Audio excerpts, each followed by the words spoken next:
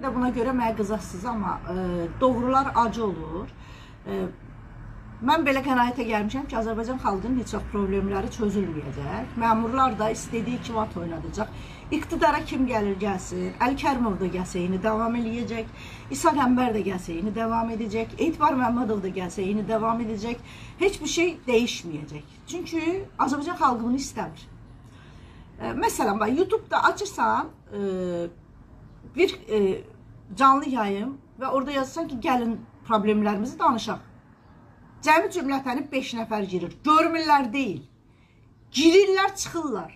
Çünki Azərbaycan xalqı velizarları arayır.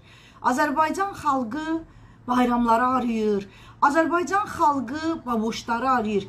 Ay kişi, axşam zaten hamımız yorğun arğın. Bir sürü ölkə, girirsən sosial mediaya baxırsan, millət sənə yazır ki, niyə bizim problemlərimizi yazmırsan?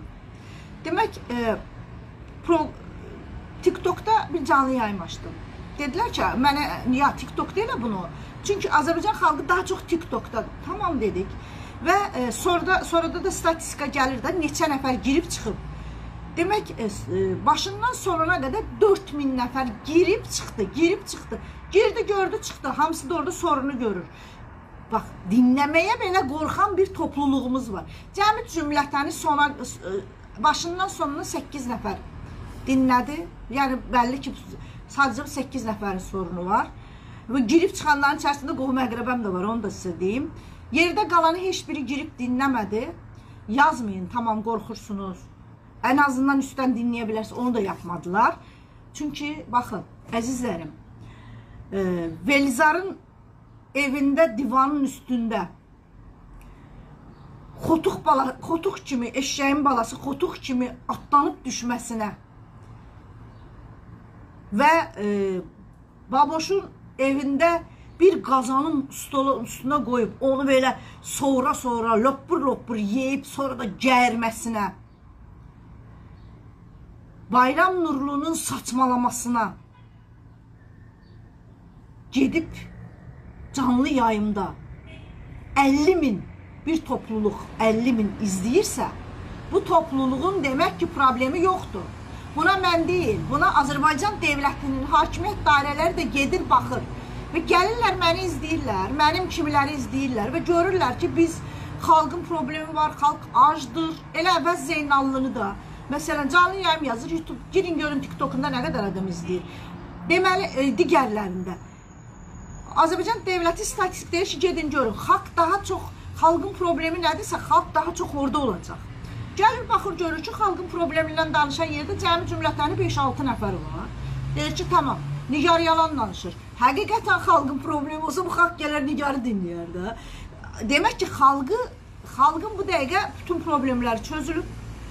Maaşını da vaxtında alıb, ölkədə məmur özbaşınalığı yox, səhiyyəmiz 4-4-lükdür, ümumiyyətlə xəstəxanada xəstə yox, həkimlər boş oturublar, ölkədə hər şey gözəldir, iş yerləri var.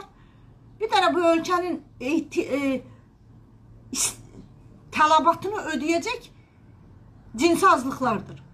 Çünki mənim toplumumun ən çox istədiyi şey odur və onlar da deyir ki, gedin bu xalqa bunu verin və o yüzdən də xahiş edirəm. Mənə yorum yazırsınız, gəlib, ya bu millətin dərdindən niyə yazmırsan? Valla, millətin dərdindən danışıram, yazıram, amma özümə danışmamalıyam da bunu.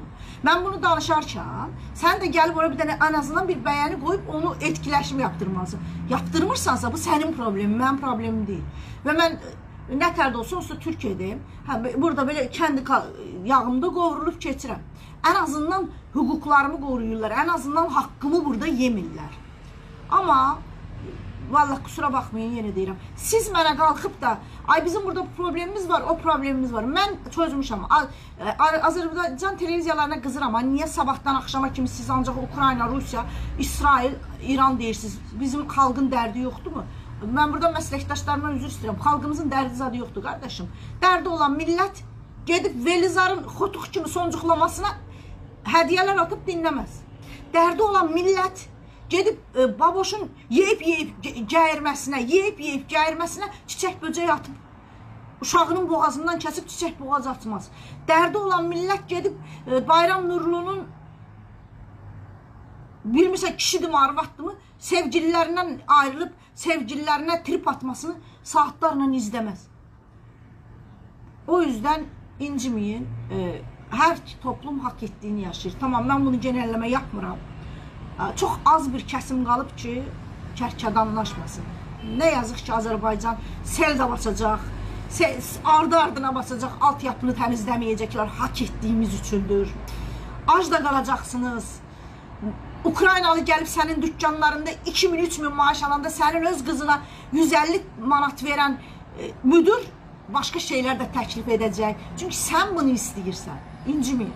Buna görə bilirəm, linç yiyəcəm, amma belədir. Və nə yazıq ki, mən də sizlə eyni millətəm və kəndi şeyimizi çözmüşəm, artıq çözdüm. Yəni bunun başqa yeri yoxdur.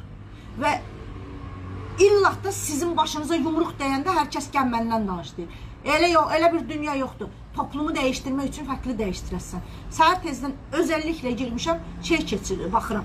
Ki, görüm, hansı ölkə kimlər neyi izləyir. Baxıb görürəm. Bizimkilərə, ya bu Türkiyədəki eşcinsellərə də bizimkilər gəlir. Baxın, niyə qardaşım?